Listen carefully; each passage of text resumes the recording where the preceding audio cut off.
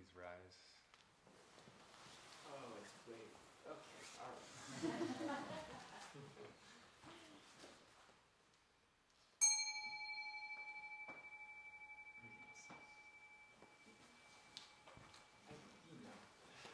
We're halfway there already.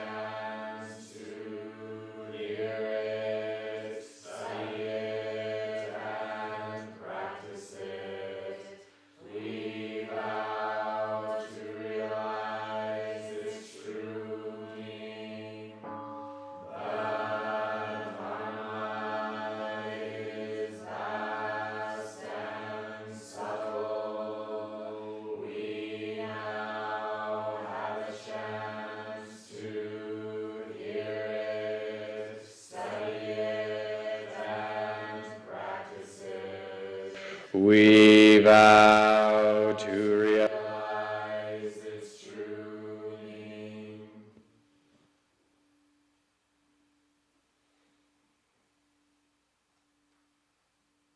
Can everyone hear me? Yeah? Chuck, can you hear me? So, good afternoon, everyone. I feel like I may be just arriving back. It hasn't quite been a week yet.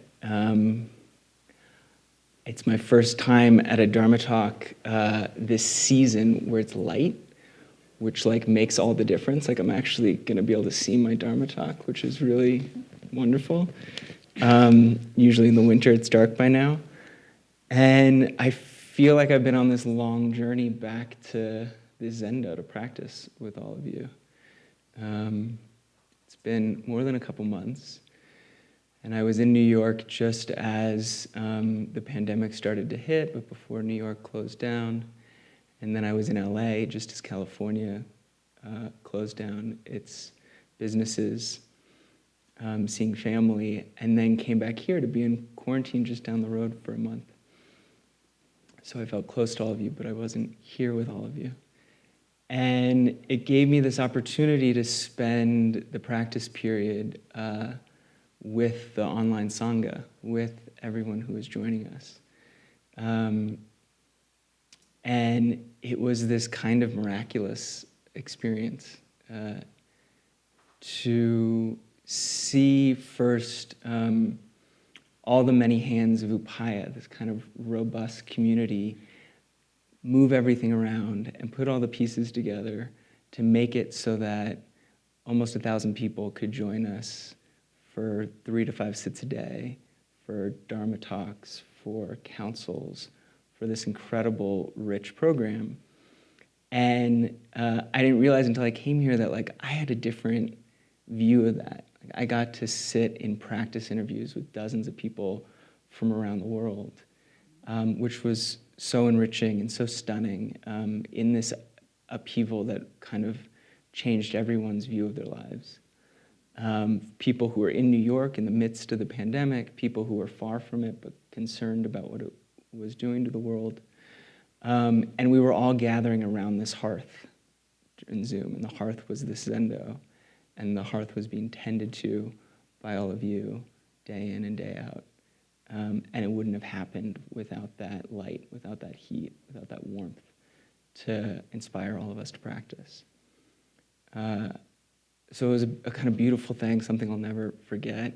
I want to thank Nanette for kind of dreaming it up and holding the practice here, and Petra, who I didn't get to see before I came back, and Noah, who's back there somewhere behind the curtain, as you should be, with his 10,000 arms putting all the pieces together, and Roshi Joan, who's joining us via Zoom or YouTube, whichever we're doing from Prajna today, who just, her entrepreneurial spirit and her flexibility and her kind of drive to share the Dharma was on rare display. So I'm still in the kind of joy of that, and that kind of unusual practice is where I'm arriving from, and really happy about. And as I was sitting in the 15 minutes before the Dharma talk, Noah came over to me in the midst of Zazen and said, "You have to make announcements." He gave me this paper. So it kind of fits, because this is why I'm giving this Dharma talk on the precept. But the announcement is mainly what we all know, but people joining us may not, which is that tomorrow's a big day. Tomorrow, I think it's 6 residents received the precepts. Can you raise your hand if you're receiving Jukai? 2, 3, 4, 5, and River Cat is making dinner in the kitchen. But we're also celebrating the Buddha's birthday. And then after Jukai, which is at 11 a.m., and everyone's welcome to join us, and after celebrating the Buddha's birthday by bathing the baby Buddha in the morning at 7:30, you're welcome to join us. At 5:30, we're also going to do Fusatsu, because it's the full moon. So we're going to do all of our prostrations again. We're going to renew the precepts again. It's like a double whammy day. We get it all. 1,000 prostrations for all of us. And so what could I talk about today but the precepts? So today I thought we'd just talk a little bit about the precepts. And I don't want to forget that the following day, just so everyone knows who's joining us digitally, it's Tengario for 10 residents, which is the most I've ever seen us do Tengario for, which is this kind of ceremony of entering the monastery. And we do it long after residents have entered the monastery, but it's a ceremony for those who make a 6-month or more commitment. I think the most we've ever had is 6 people, and now there's 10 people, and they'll all sit through the day. So who's sitting Tengario? Oh, yeah. Oh, wow. So are we going to start an hour early, Nanette? We're going to start an hour early. We're going to go past dinner to 8:45, I guess, or 9. And those 10 residents will just be in the zendo. And we'll bring them food through the day, but they won't be doing anything but sitting zazen. And it's the ceremony of kind of being let in, sitting in the cold outside the monastery, which you're not doing here, showing your kind of determination for practice, and settling the intention for practice before you enter the monastery. So that makes me very happy. These are our 2 announcements. So the precepts. What are the precepts?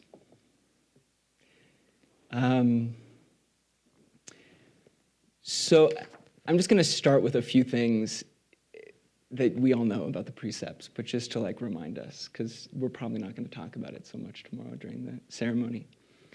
So our elders and our ancestors, they tell us again and again, especially when we don't get it, that the whole of the practice are the precepts. That we might think it's zazen, we might think it's like washing dishes, we might think it's somewhere else. And in all of our practice are the precepts. That it's the heart of our practice. That it's the map and the territory of this life. And we call them the bodhisattva precepts. So there's 16 bodhisattva precepts, which literally means enlightening beings. And we approach them as bodhisattva practices. So before we go into what they are and what they say, we have this standpoint of being shepherds, of being kind of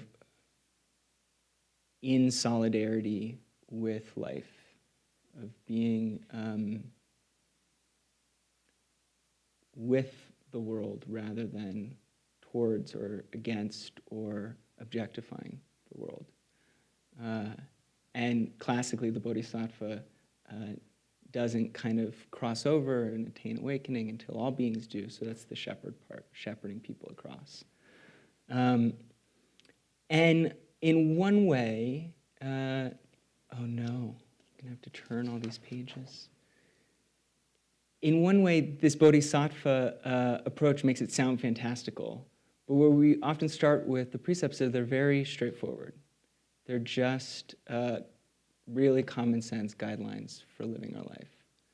They're not even unique to Zen. They're pretty universal. They're kind of the lessons of the axial age.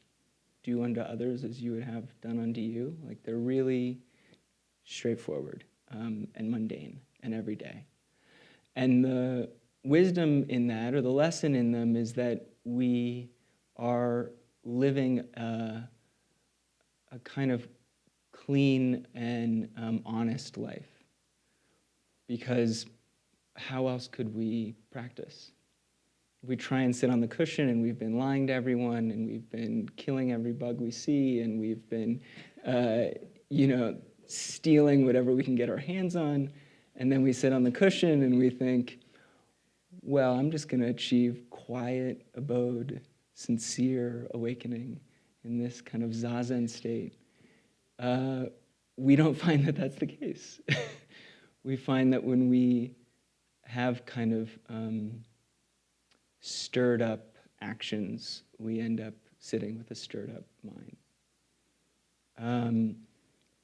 And so we return to the precepts, particularly when we notice that we're treating zazen like some panacea, like we're treating our meditation practice like it's separate, like it's a down payment on our enlightenment, and the rest of our life is just the rest of our life. And we're going to come back and keep sitting. And that's, in our modern society, I think, a way in which that's kind of an extreme way to put it. And yet, the moment we start treating our meditation practice like a means to an end, I think we start going down that slippery slope. We end up there eventually. And so at some point we notice our meditation is dull or really agitated, and we kind of get why, and we come back. We come back to the precepts, like coming back to the breath when we're sitting. So that's the kind of direct relationship we have with these teachings. And then there's the more esoteric side of Zen, and the more esoteric side of our precepts. While they're straightforward and a guide to upright life, the precepts are also understood to be the deepest mystery of our practice, not something ineffable. They're said to be the heart and the body, the heart, the body, the mind of the Buddha, kind of vast and endlessly engageable, endlessly teaching us. And so when one prepares for Jukai, as some of you have been doing, and actually for all of our transmission ceremonies, this is made manifest. This is made kind of physical, in that we draw the bloodline of the ancestors, and that bloodline is said to be the precepts, the kind of life stuff of our practice that extends endlessly into the past and endlessly into the future, but really only exists right here with us in this right now practice that we have. So we're receiving that kind of ineffable aspect of the precepts as well.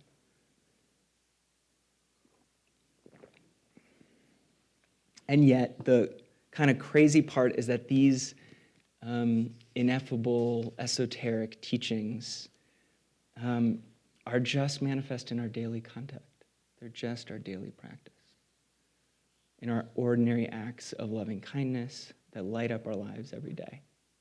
In Ling Zhao throwing herself on the gravel beside her father.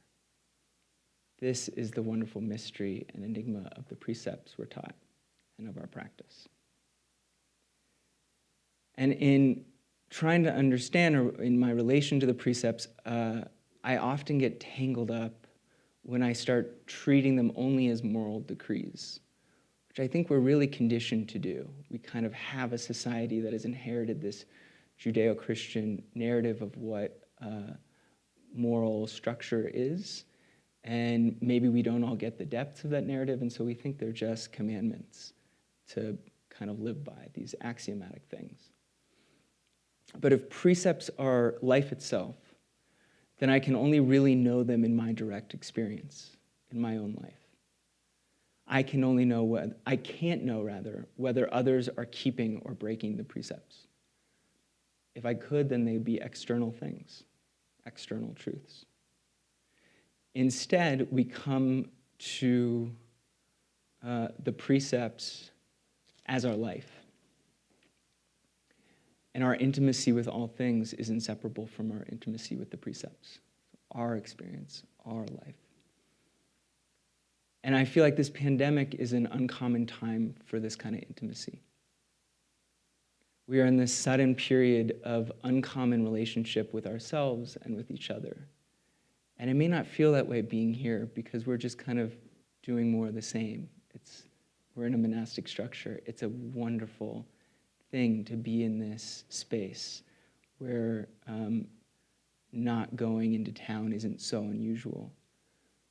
But I think we all feel it.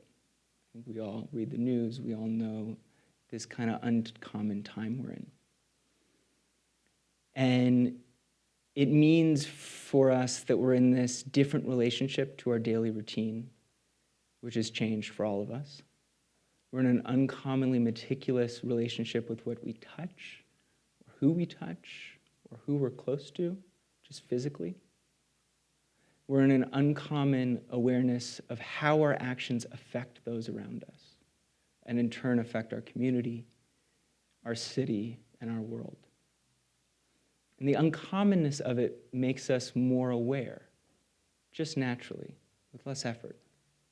And this awareness itself is the stuff of our intimacy. So our invisible web of interconnection that is always already there and has been there is made impossibly visible, unmistakably visible by this little virus and this pandemic. This little bit of life we can't see that does what life does. It procreates. Curious and wandering, it extends itself just like we do. And in stopping us in our tracks, it also makes the invisible, all these invisible things, visible. And it has also made us acutely aware of the preciousness of life and the ultimate stakes of our actions. This is always the case, of course. The way we talk to one another, how we consume, what we consume, even how we close the door behind us, as we like to remind ourselves in kind of Zen setting, these things always reverberate through the world. And now we're all invited, as if in one global sesshin, to hone our awareness of this immediate and infinite interconnection, which is the same awareness I think we bring to our practice of the precepts. And in meditation, we develop this felt sense of cause and effect, this awesome, unbounded, unknowable connectedness. And I feel like it can be terrifying. And right now it kind of is terrifying because there's no escaping it. It brings us together and we know we're always together. We're always intimately connected. So as I said, this all lives within the precepts, and yet maybe as you're finding, when I try and go kind of head on to understand the precepts, I sometimes get befuddled by their simplicity. Like they just seem too simple. And so I think this is why we have koans. Koans kind of walk right past the front gate and go around to some side door that we didn't know was there and show us a different side of them. So I thought today we would study the famous 14th case of the Mumonkan. Nansen kills the cat. Anybody not know Nansen kills the cat? Ah, Molly? Quinn? Yeah? Okay, a few of us. Great. So this is one of the more kind of talked about koans. And like one of the more troubling koans. If this is like can be a particularly patriarchal kind of teaching at times, this seems to be part of that. But there's some things in the commentaries that I think redeem it that we'll get to. But first I'm just going to read the koan. We already get the punchline. There's a cat that's killed, which is unfortunate. So Nansen, this is the 14th case. Nansen saw the monks of the eastern and western halls fighting over a cat. Seizing the cat, he told the monks, "If any of you say a word of Zen, you will save the cat." No one answered him. Nansen cut that cat in two. That evening, Joshu returned to the monastery, and Nansen told him what had happened. Joshu removed his sandals, placed them on his head, and walked away. Nansen said, "If you had been there, you would have saved the cat."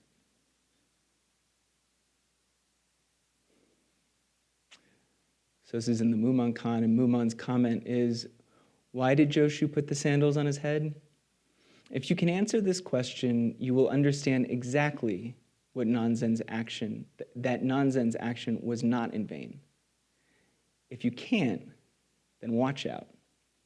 Danger. So I'm going to read just the case one more time, for those who haven't heard it. So Nansen, was probably the abbot at the time, saw the monks of the eastern and the western halls. This kind of division of those who were more kind of in doing more zazen, more in the zendo, those who were more tending to the activities of the monastery, farming, tending to the grounds and cooking and so forth. So there was this kind of division in the structure of the place. And it had created division in the kind of social dynamic of the place. And they're fighting over a cat. You can imagine they probably liked this cat. Maybe the cat ate all the mice in one hall or the other and allowed them to sleep easier.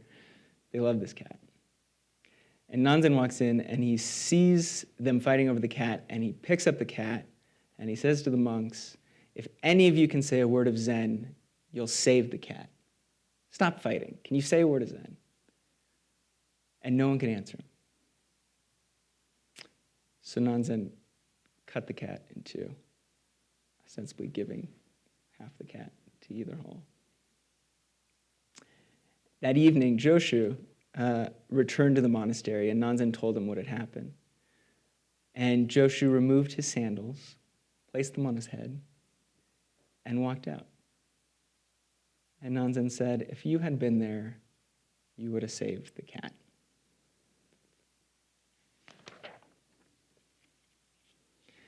So a little bit about Nansen and Joshu. These are kind of two soaring figures in Chan history. This dynamic duo that show up in a lot of koans. And Nansen is the elder and it's Joshu's teacher. They have this wonderful, witty, bantery, kind of pithy exchange when they meet. And then they're just fast friends from there, and they're inseparable. And they famously had this practice community that led to a lot of the stories and the teachings we have today. So Joshu and Nansen were obviously very close and like got each other. The monks apparently didn't get Nansen. And so they couldn't respond to him. But why would Nansen kill the cat, is the question. And how could the monks have said a word of Zen?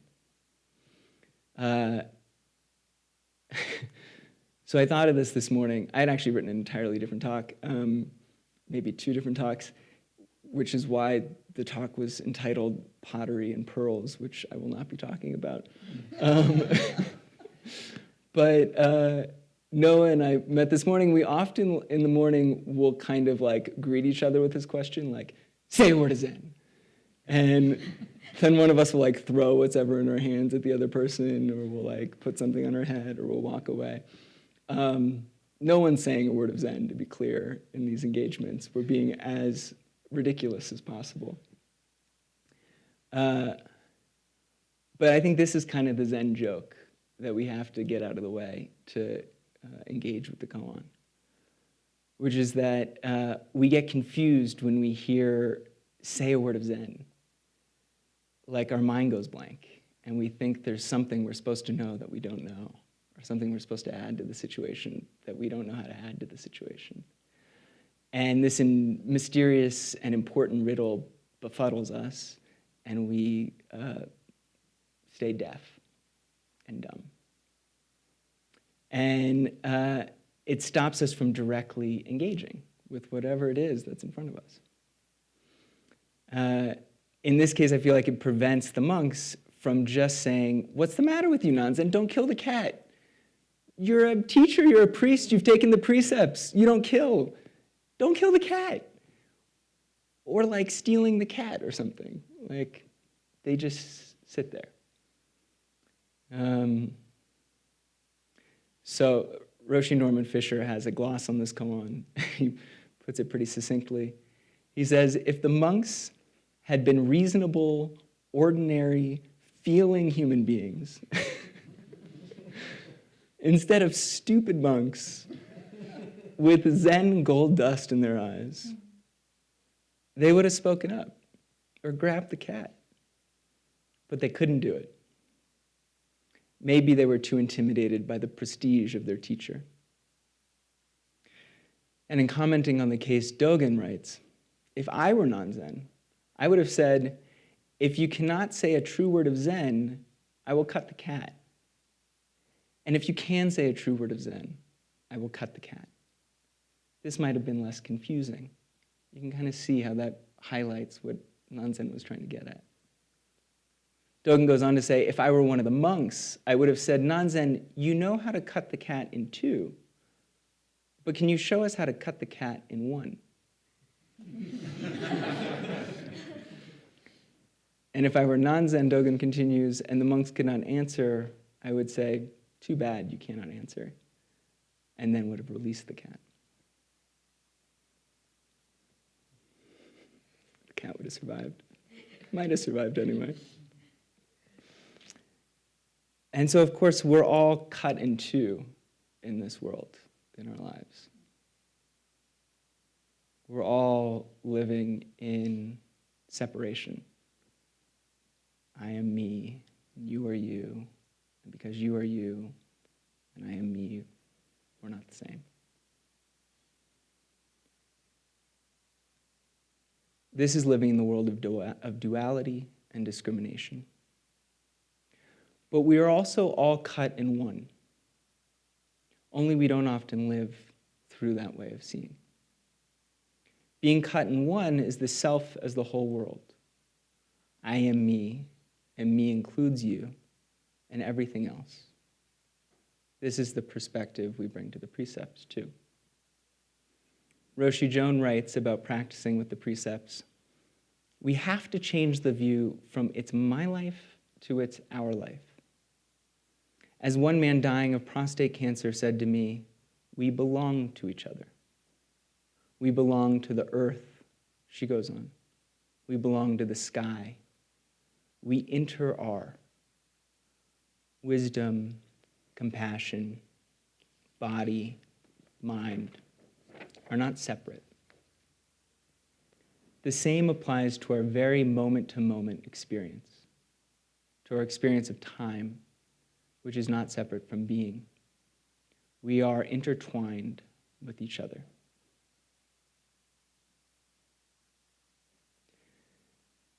This is what Joshu seems to be saying when later in the day, Nansen tells him what's happened.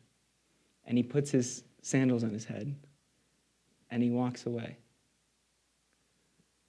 Putting shoes on your head was, for a reason I still haven't been able to figure out, a sign of mourning in ancient China.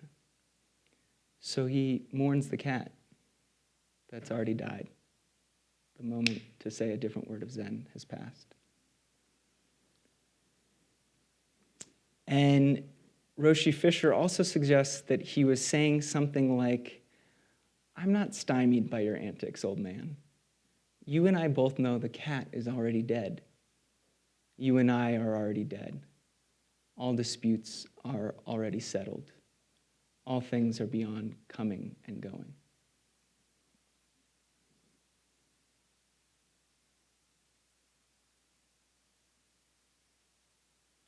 Which is also what we see through the precepts. And I'm going to get there. But first, why did Nansen have to kill the cat? Why did he kill the cat? So I was kind of troubled by this, and it turns out that this same story appears in other koan collections. And in other koan collections, in the commentaries, the authors of the koan collection say, it's ridiculous. He didn't kill the cat. Why are we all going around thinking Nansen killed the cat? He's a priest. He took precepts not to kill. He didn't kill the cat. He pantomimed killing the cat to make a point. But I think it's interesting, that's not the story we tell. We tell this story where the consequences are the consequences, where our actions are a matter of life and death.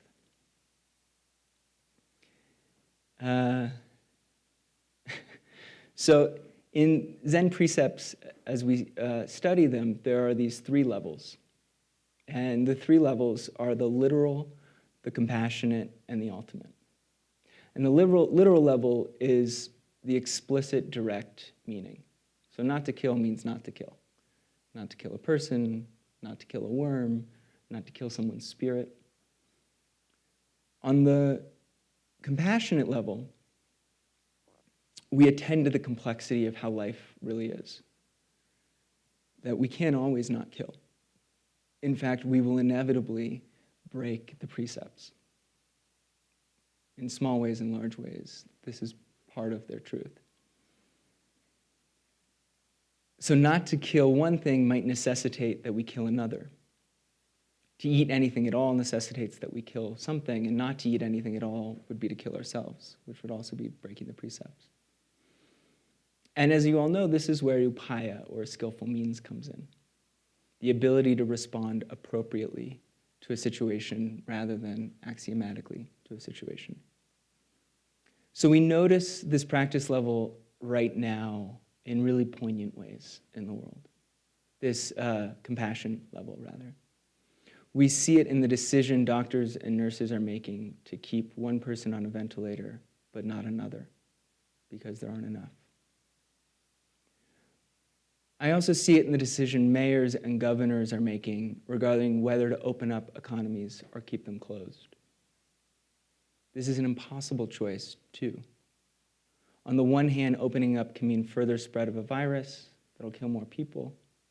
And on the other hand, keeping economies closed will have dire economic consequences. More people will lose their job, will lose their livelihood. And as we know, this has health consequences. This can shorten lives.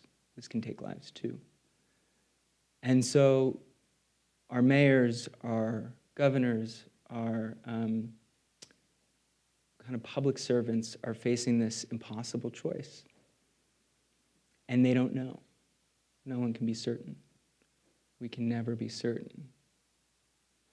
And so we do our best. And in the face of not knowing, we act with sincerity and with humility, and I think above all with care. We're careful and we care. And so we see this kind of heartbreaking truth in life today. That's the second lens. With the third lens, the ultimate lens of the precepts, we recognize that there actually is no breaking of the precepts. Precepts can't be broken or kept. I'm getting very suspicious eyes from a couple of you.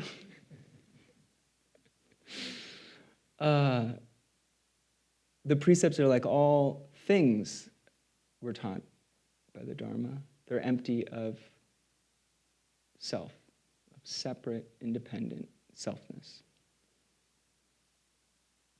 So when we experience the precepts in this way, they become liberating. And simultaneously, we find them embedded in absolutely everything in life.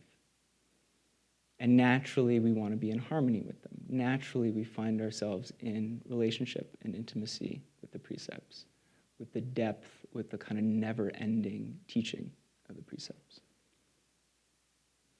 Okay, so returning to Nansen and the cat. Roshi Fisher writes, this koan involves this ultimate level of the precept practice. The recognition that there is no killing, that life can never be killed. Or to put it another way, he says that life is already dead. When we know life at this level, when we really appreciate its preciousness, it is the recognition that Nansen and Joshu have, but that the monks don't seem to have. Seen like this, I think the precepts can't be a list of rules at all. They are opportunities to express ourselves fully, to experience this life fully. They are opportunities again and again to wake up. They return us to the depths of this human experience and to the question, how do I serve? What do I now do in this moment with this precious life? Going back to Roshi Joan writing on the precepts, she says we cannot be forced into this experience of the kind of ultimate perspective or relationship, by being admonished that washing the dishes is enlightenment. We only arrive there by relaxing into what Dogen calls the miracle of the moment. Then you might find yourself in the vast field of collective realization, she writes, not forced by you or by others. So washing the dishes is just washing the dishes, unstained, according to Dogen, by thinking, naming, or categorizing. Unstained, spontaneous, and miraculous.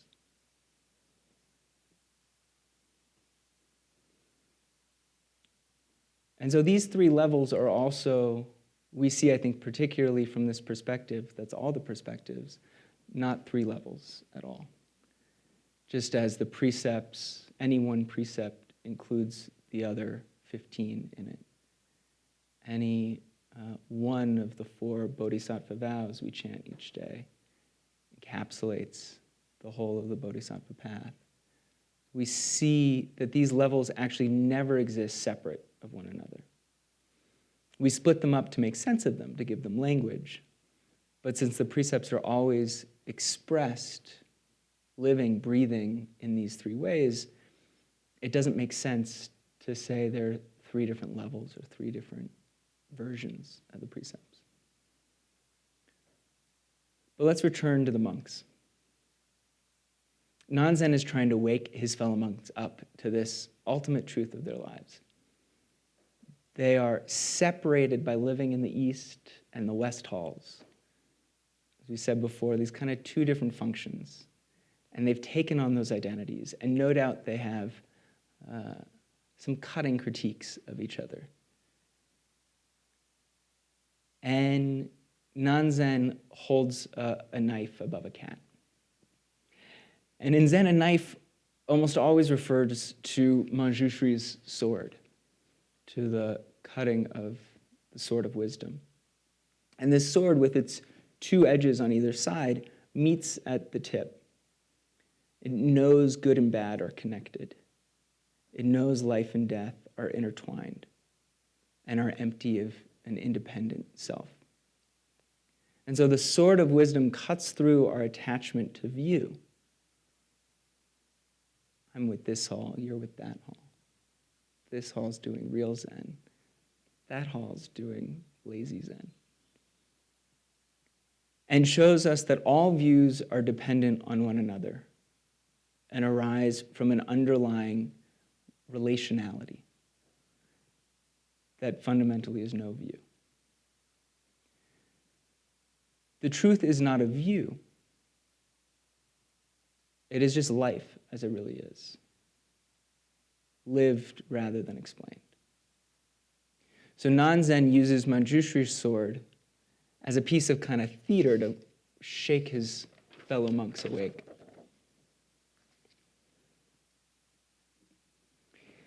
Here again, I want to quote what Norman Fisher says Nansen is saying, because he's pretty funny about it. He's saying, Nansen's basically saying, you monks and all we humans are arguing over a cat while the world is burning up in front of our eyes. Wake up. Don't waste time. The problems of the world are actually fairly easy to solve. But people can't get along, can't work together, can't harmonize their views, so nothing gets done. Things only get worse. Technical and social solutions are at hand, but political problems block them at every turn, he reminds us.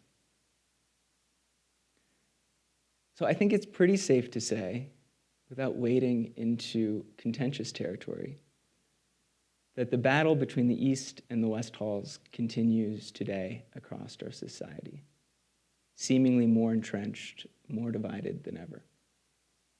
The right and the left, the religious and atheistic, the elite and the working class, the liberal city versus the conservative countryside. So-called monks from each hall have climbed up onto the lunch table and are fighting over cats all day long. And perhaps we've been monks too, watching in a daze, with coal ash in our eye rather than gold Zen dust, as the odd and inexplicable trash fire of this drama continues year after year. This is clearly how I feel about the situation. Searching in vain for some Zen words to save the cats. And then, suddenly, our whole world was lit ablaze. And now the trash fire looks small and quaint, because it was always small and quaint.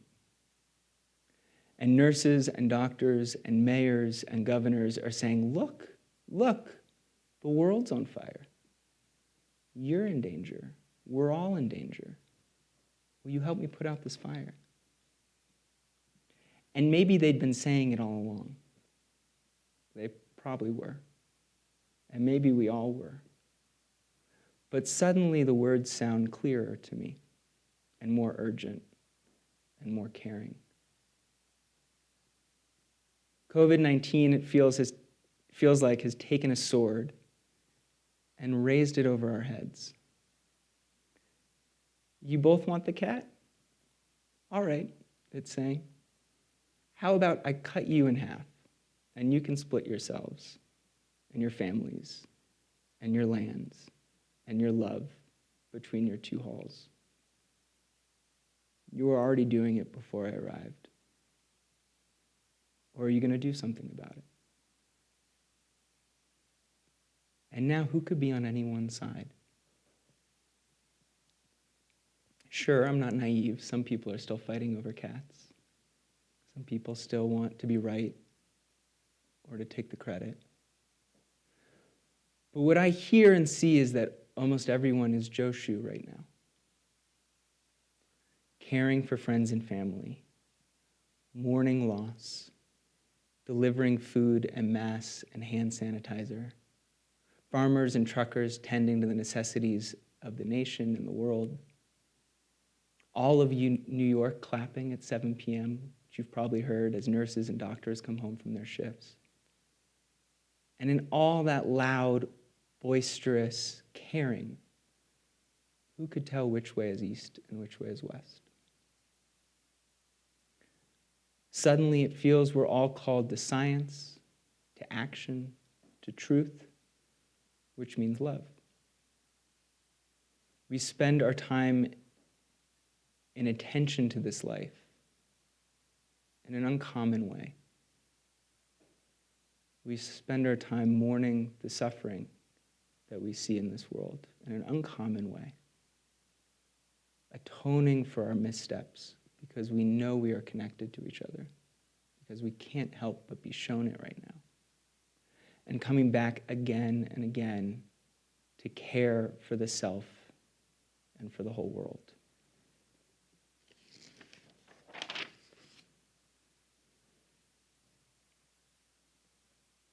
Maybe that's just my dream.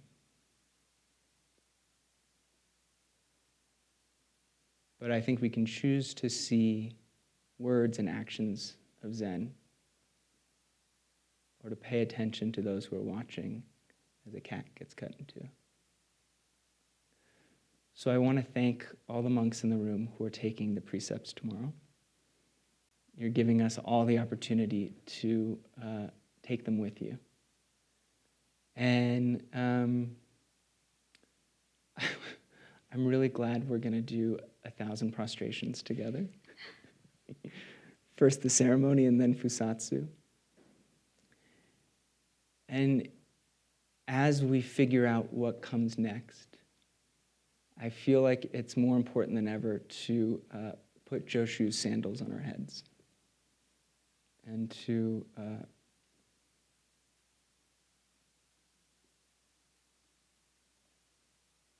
be in relationship with this practice in a way that means being in relationship with caring.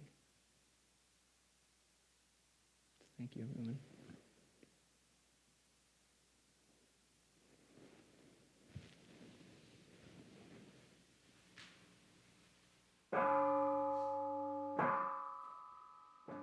Creations are